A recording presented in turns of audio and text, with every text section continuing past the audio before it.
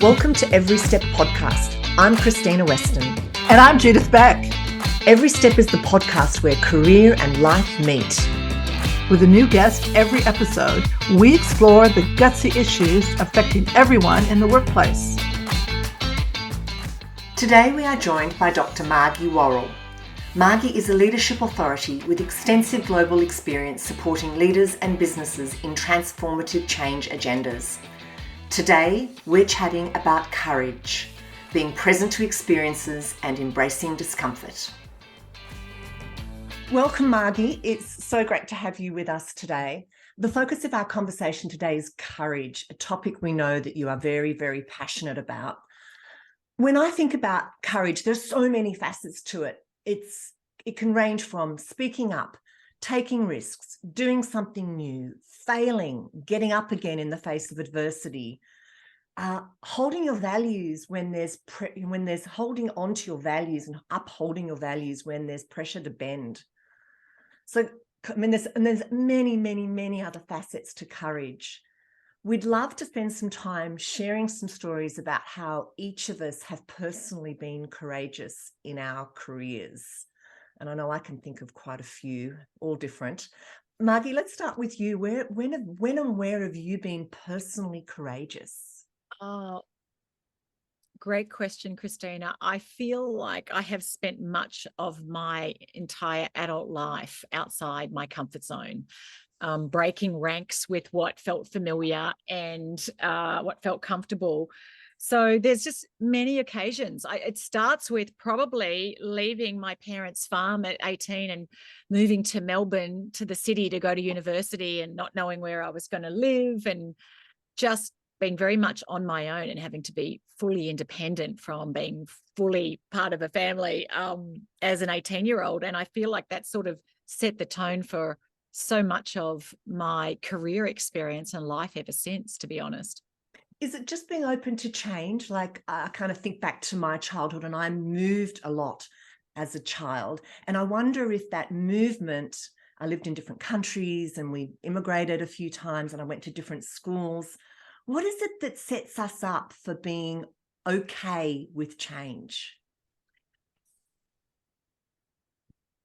It's being open to the discomfort that change inevitably brings, and valuing more the experiences and the possibilities that change opens up than valuing the comfort of avoiding it. And I know the best things I've ever done, Christina, and given what you sounds like you as well, have required being willing to step into new places and not quite know what you're doing and not have the same environment around you that sometimes can leave you feeling a little bit ungrounded. I've felt ungrounded many times, like I don't have the same group of people around me reminding me who I am. My identity's become a little bit like up for grabs, like, okay, who am I now? Because no one around me knows me. I've got almost a process of reinvention at times, or is it reinvention, or is it connecting back into the true essence of you? And we're all multifaceted, right? There's no one, just us. We're not just singular dimensional. Yeah, no, I would say absolutely. It's not always reinvention, but I would also say, when you just mentioned connecting back into the heart of who we are. At times it was like just discovering who we are. I didn't know who I was. I think about me and gosh, I'm in my 50s now and still figuring out who I am. There's an evolution, and I really think we're not so much human beings as human becomings. We're always becoming more of who we can be, and we're peeling back the layers and all of the ideas of who we're supposed to be to discover who we are. And as we go through new experiences, sometimes really bloody hard crucible experiences, we can discover aspects of who we are as humans that we might otherwise never have known because we've never been in that situation. And I just shared with you before we started this call that my mum right now it's the final stage of dementia. And just this morning, I had to help bathe her. And so it's kind of very real and raw for me right now as I'm just talking to you. That was really confronting. It's not the first time I've done it, but it's very confronting with me being with my mother as though she's an infant. And this massive role reversal. And it's like this is life, right? This is Mm. life. Just all of us, as my dad says, we're all passing through. And now I have my mum in the final parts of her life. And who will I be when I no longer have a mum around, which many people know, but that'll be new for me. And even this moment is new for me in this different situation. And I think I'm discovering a new aspect of who I am, who I need to be right now that I've never needed to be before. So to step into all of you and other aspects of you and aspects that you didn't even know were there. Yeah. And I think a key attribute, and it ties in with courage and change, is curiosity, and being just open to the experience and the learning, and not judging it as good, bad, right, wrong. I'm succeeding, failing, as much as this is a new experience. And how can I just be present to this experience? And it may be uncomfortable, like for me, psychologically uncomfortable. That doesn't make it bad. I mean, experiences that are uncomfortable aren't necessarily bad. They're That's just so true. Experiences. And moving country, I didn't move at all growing up. I grew up on a dairy farm, didn't go anywhere much, Christina. And yet I've spent much of my adult life living around the world and moving a ton. And a lot of it has been at times uncomfortable, and having to walk into rooms to meet new people and not knowing anyone. But instead of going, oh, I hate discomfort, or I hate having to be in a room where I don't know anyone and no one knows me, going, well, this is another interesting new experience. And to notice the discomfort of it, or to notice the newness, or to notice. I remember in 2012, we moved back to Australia, to Melbourne, after 11 years living in the US. And I moved back with 4 kids, aged at the time were 7 to 14, and setting them up in new schools, and walking into the school that my boys went to, this primary school, and no one knew me and no one said hello. And I thought, I just came from somewhere where everyone knew me and everyone said hello, and like, no one knows who I am. I'm just a stranger. And that's like, again, it was like, oh, this is a little confronting. No one knows me. But well, just observe that, because there's people all over the world who have to land in new places and no one knows who they are. That's exactly right. Exactly right. I've moved a couple of times, and people think I'm crazy. My husband and I went and lived in Mexico a few years ago for a year, where we didn't speak the language, and we were there on business reasons, but we don't speak Mexican Spanish. And everyone thought we were lunatics, but we were kind of looking at it with a sense of adventure. And everything didn't go the way we planned, but gee, we learned a lot. Gee, we had a wonderful time. Gee, we met some awesome people, and we're richer for the experience. Yeah, I've heard it said that our lives are the lump sum of all our experiences, and some we love and some we don't love, and some are fun and some are hard, but they're all experiences. And I think is it Amelia Earhart who said, life is a daring adventure or nothing at all. But I know what's probably emboldened me to be brave many times. What's emboldened me to embrace change, even though it's been scary and uncomfortable many times and difficult, has been this, like, we have one precious life. We only have one. We're all going to reach the end of it eventually, hopefully, after living many, many years and a long life. And, what do we want to make of our one and only precious life, to phrase Mary Oliver? And so, yeah, there's huge possibilities get unlocked when we open our arms wide to the full, catastrophe of life, and to all that it has to offer, whether that's through travel, it's through the career experiences we put our hand up for, that we lean into, when we stick our necks out, and sometimes we screw up and make mistakes, and sometimes we fall short, and sometimes we realize, hey, I could have done even more than I thought I could. But what's the mindset we bring? And I think when we have a mindset that is open to new experiences and that embraces discomfort as a prerequisite for living a big life and having a really interesting career path, whatever that is, journey, I think it transforms our experience of being alive. Margie, I wonder, when you talk about how you left at 18 to leave the farm to go to Melbourne. I mean, think back then, your parents probably gave you that courage they probably encouraged you, or there was something. I mean, doesn't the courage that we have, and when you think about people who have gone on and done things, I mean, I know when I think back, I think, where did it come from? Somebody encouraged me, somebody, you know, a parent or a family member or a boss, or somewhere along the way was that person who said, give it a go. What have you got to lose? You know what? It might not work, but at least you'll learn something. All those things that we get when we are growing up, that we bring into our adult lives. Sometimes you forget where that information comes from. And then you look back and go, I remember grandma said that to me. Who was who's the cheerleader? Who's the coach saying, go on, you can do it? I wonder if you guys think, if working, you know, the work environment has changed these days, and everybody's working from home. A whole generation of people are working from home now. Do you think we're growing a generation of people who won't be as courageous because they are a bit more insular, and they don't have the people, they're not listening to their bosses next to them in the cubicle or in the thing who is saying, go on, what do you know, give that client a call, or give it. Do you think that's going to be an issue in 10 years, that people are going to be not as courageous because they haven't had those cheerleaders in their back, in their ear, like we did, you know, growing up, but also going into a working environment? Because a lot of people think kids are cotton wool these days, and don't go outside the fence.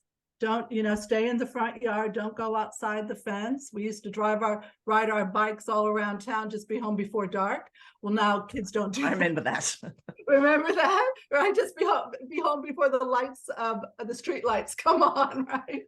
And, you know, what do you think about that, you guys? Do you think that that the next generation is going to be as courageous in what they do and put themselves out there and speak up, or are they going to be a bit more, oh, I don't know about that? Yeah, look, I think they'll have to be courageous in different ways. They live in a very different world. We didn't have the world of social media, and we didn't have the 24/7 bombardment of reasons to be afraid and anxious that they have, that they've grown up in, many of these, you know, young millennials, etc. Certainly the last few years through COVID, I think, have really exacerbated underlying anxiety. We already had a more anxious people than we do. There, you know, anxiety's on the rise, and I think the fear factor went up a lot.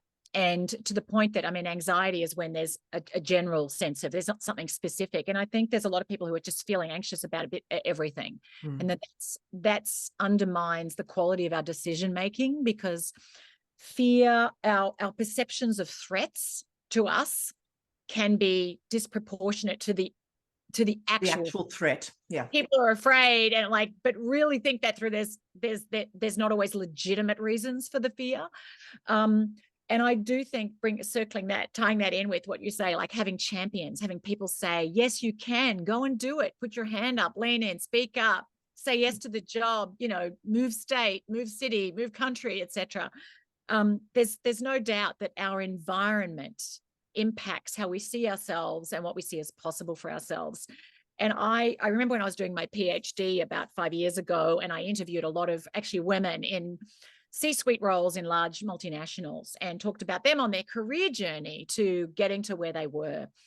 And I can't think of an exception to this.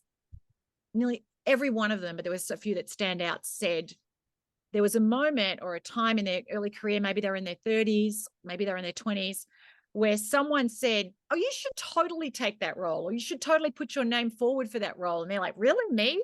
I don't, like, seriously? And they're like, I don't know how to do that. And they're like, oh, but totally do it anyway. Others believed in them more than they believed in themselves. That is so true. That is so common for gross generalization, but for a lot of women. Yeah. And that's why it's so important for them to have people in their corner. Yeah. And several said that they could literally trace their career trajectory shifting onto another trajectory from a conversation in which someone believed in them more than they believed in themselves and saw in them potential beyond what they saw in themselves. And several said, and I've heard this again and again, someone said, oh, you could be like a CEO, or you could be a director, or you could be a whatever. And they're like, really? You What? think But me? It hadn't even occurred to them that was possible for them. And so, and obviously there's a gendered element to that, but male and female, across the board, when we have people around us who believe in our ability to succeed, we know from the research, like that, So that true. actually emboldens us and goes, well, we can almost loan courage from other people. I'm afraid, but if you think I can, I'm going to give it a go. I'm not sure, but I'm going to lean on your faith in me when my own faith in myself is very fragile. Yeah. And tying that kind of conversation around heightened levels of anxiety, more people suffering from anxiety, which lowers people's confidence levels. This kind of coach or courage companion is even more important now. It feels like it's more important now. I think we are more isolated. Obviously, there's been a lot of wonderful benefits that have come from, it's accelerated a transition to, with technology, to working remotely, etc. It's normalized Zoom meetings in ways that weren't before, etc., which is awesome. But I also think sometimes we don't know what's best for ourselves, and we can go, oh, it's easier just to stay working from home. I never want to go into an office, and it's just so much easier. And it is easier, and it has convenience factor. But that doesn't mean it's necessarily the best thing for us in the long term, because sometimes getting in the car and driving 30 minutes and commuting through traffic to be in an office around people and doing that, that exposes us to conversations and to those uncurated meetings and interactions that aren't necessarily the transactional style of we're here together today to decide on XYZ, but those little moments where you have those spontaneous connections that can open up all sorts of doors of possibility and build relationships. And you just happen to be in the right place, right time. And someone says, hey, I just spoke to someone, they need someone. Can you help with that? And start knocking on your window. They're not knocking. Yeah, and I know myself, even being back in an office environment now, when I go in, I nearly always have a conversation with someone, if not multiple conversations, that possibilities, things come from that would never have come because we were never going to set up a meeting. It's That's someone exactly. I don't know, and things come from it. So, and sometimes it's me learning something I didn't know. Sometimes it's just, sharing information, bouncing ideas, etc. So I think that's why I'm a big proponent of people not, and it does depend on where you are in your career journey and what you do, but I'm a very big proponent of us getting out of our comfort zone, getting dressed up, sitting in a car or getting on a plane and just being with people in person and doing that very intentionally and being strategic about that as well. Well, the human element, you can't underestimate. I can't even imagine trying to have, conversation, even when I was running my executive search firm. Like, the reality is you've got to see people face to face, and with clients at a certain point, you've got to get to know them, and you can't do that by, Zoom meetings are great, but to really get to know them and read their body language and have a conversation, I got to be in front of somebody. I got to, once I get to know them, then that's different. But for the initial building the relationship, it's a lot better to build a relationship if you're sitting in front of someone. And I think with the new way of working, you've got to blend both. You got to blend the benefits of both. And it does depend a lot on where you are in your career. But anybody who is, one of the things we were talking about not too long ago is that basically, if you're a senior leader, well, you can't expect your teams to come into the office if you don't come in. No, absolutely. And look, and it's my speculation that the price there's a steep invisible tax that's going to be delayed, but we are going to pay a price if we're not bringing people together, and it's not immediate. It will be delayed. And you mentioned this a little bit ago. so much of the learning as we come into the workforce, I think of myself in my 20s, was watching other people in action, was watching my manager or my manager's manager have a disagreement with the manager in the other division on how the best to go forward, and watching them disagree on something and work through it and come out with a decision. But seeing how they did that, how do you constructively use conflict? How do you push back? How do you say, no, I'm not going to do, like watching people do that, I learned how to do it. Absolutely. So you're not always getting that exposure, because that's not always going to happen on a Zoom meeting with 25 people. It's probably more happening behind closed doors now, even like figuratively, but even more behind closed doors now. Yeah. And I think the soft skills are the most crucial skills, and they are the ones that they're uncomfortable, because those interpersonal skills, and I work a lot, obviously, with people in really senior leadership roles. And but by the time you get to the top, they're all brilliant. They're all very smart. They're all technically excellent, absolutely outstanding performance, deliver results. But how can they scale their impact through others, building strong currencies of trust, building strong followership, using constructive conflict, managing accountability, all of those things, which are the most crucial skills for leadership and for a leading change. Absolutely. Do you think we're afraid of conflict? Do you think we're afraid of speaking up, of being contrarian, of having a different voice or a different opinion? Because it kind of feels like speaking up is sometimes frowned upon. People are afraid of conflict. It's all about being nice and having everything run smoothly. Are we forgetting the art of that it's actually okay to have a disagreement? It's okay to have an opposing view and work through it, talk through it? Honestly, I think people have always been uncomfortable with conflict. Yeah. I don't think that's a new thing. I started out coaching 20-something years ago, and across the board, dealing with tensions in relationships, navigating conflict, conversations around accountability, people sharing what they're struggling with, that has always been the constant thread through so many of, for me, coaching conversations. Like, how do we navigate this? Because it is deeply uncomfortable. None of us like to, it makes us feel vulnerable. And it's also incredibly uncomfortable when other people are vulnerable. And so often we avoid it. It's why so often the most crucial conversations are the least comfortable conversations, and the conversations we most, least want to have are the ones that we so often need to have, but we don't. And I think I look at the world of digital technology and look at young people asking someone on their, Snapchat, will you go out with me, or breaking up. I remember when, what's his name did with Katy Perry? I've forgotten, the British guy, the actor, I've forgotten. They were married and he broke up. He said he was getting divorced via Russell Brand. He wanted to get a divorce via text message. And, because why? Because that was less uncomfortable in the moment, sending a text, than it was to say, I don't want to stay married to you. But I see it all the time with young people. I'm like, pick up the phone and call them. And they're like, oh, you can't do that. That's so weird, Mum. I'm like, it can actually cut to the chase a lot quicker when it comes to working through it, where there's been a misunderstanding and your feelings are hurt, etc.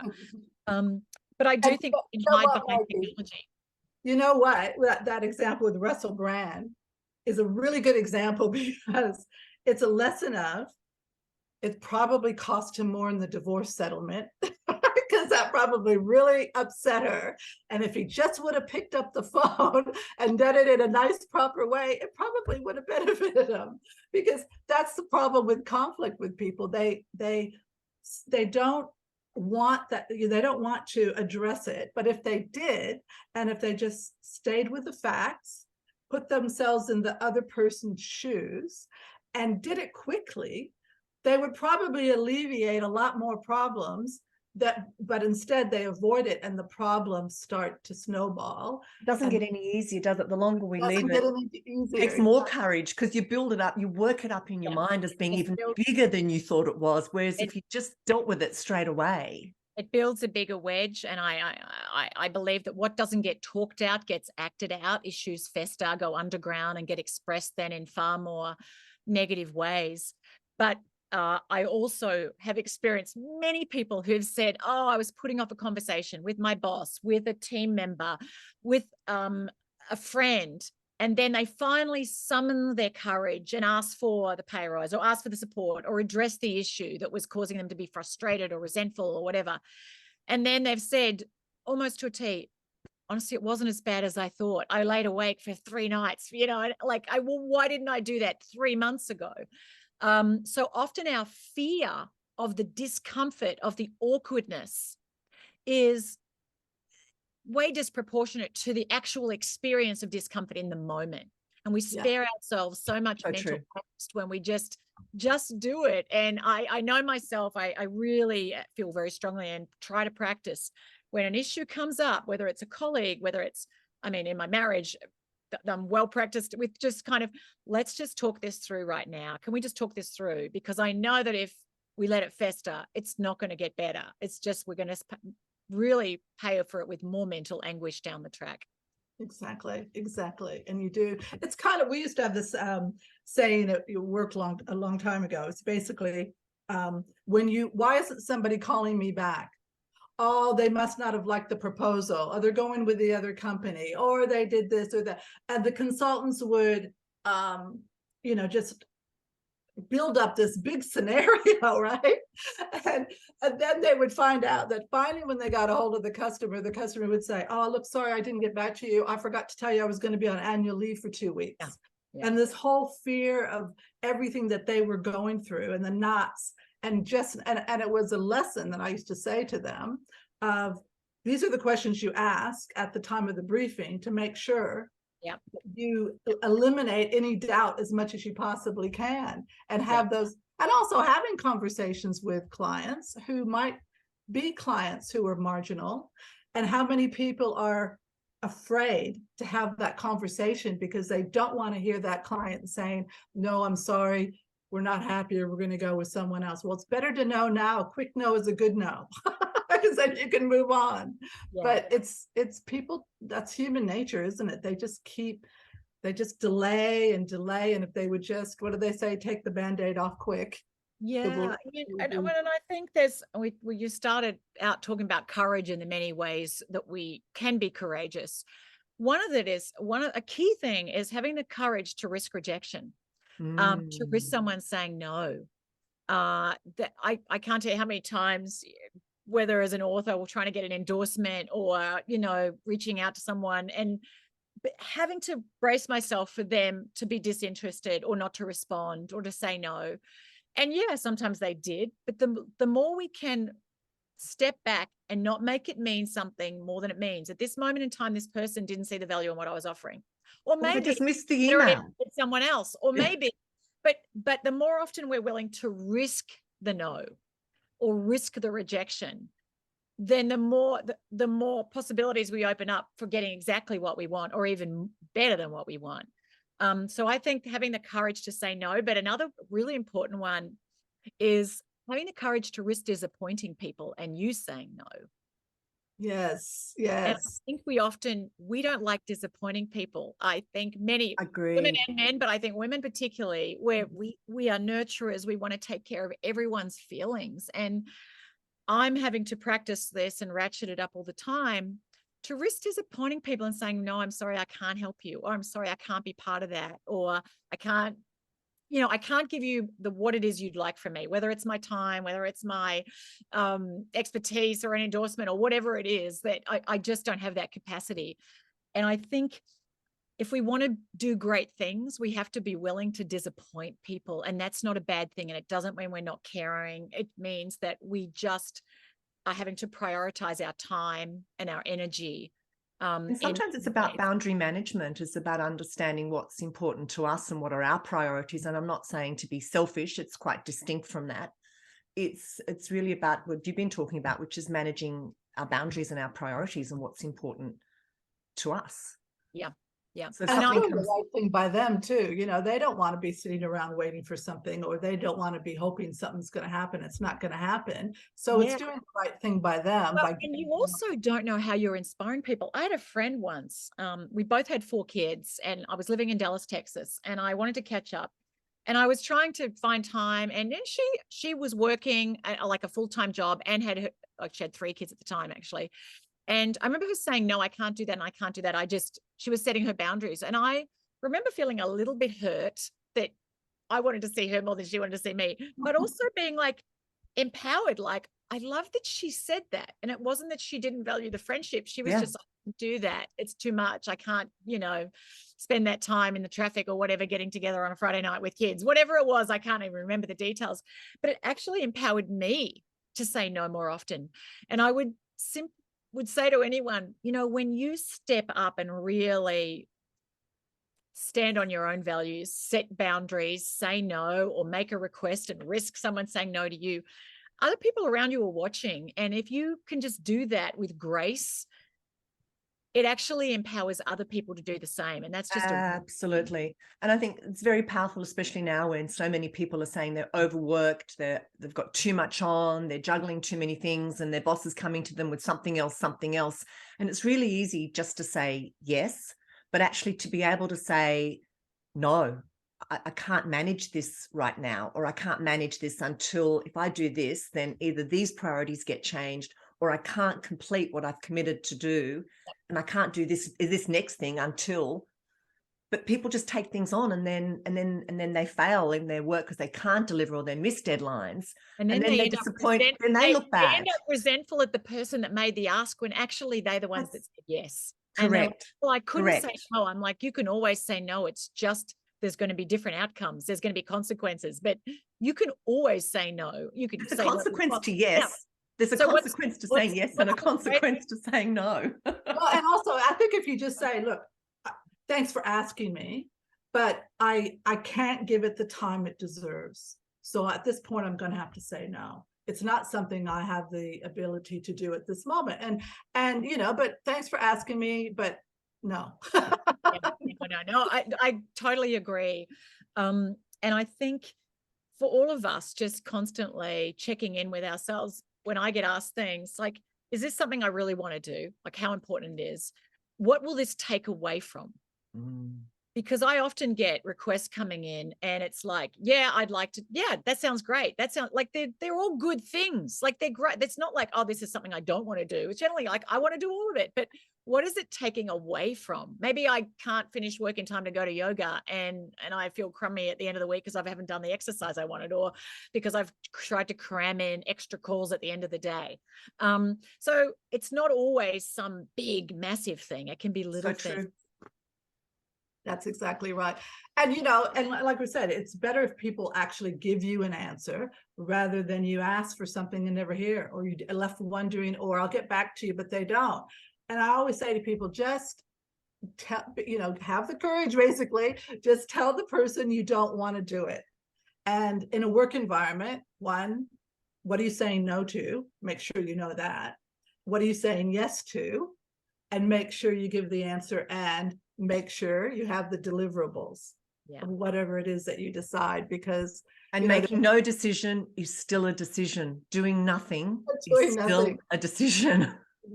Exactly. So it's really, we are coming to, can you believe it? My goodness, we could talk about courage and fear for a long time, but I want to just, because we're coming to the end, and I just want to, in 1 minute, for each of you to just sum up, if you were advising a young person today entering the workforce, what would you tell them about how to be courageous in the workplace? I'll start with you, Margie. Whoa, wow. My daughter starts her first full-time job next Monday, so very timely.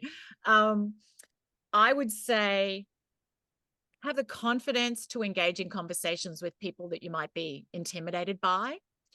Don't let people's position or their success intimidate you. Own your own value, but be humble and be curious, and be constantly willing to try things that you don't feel yet confident that you are 100% able to succeed at.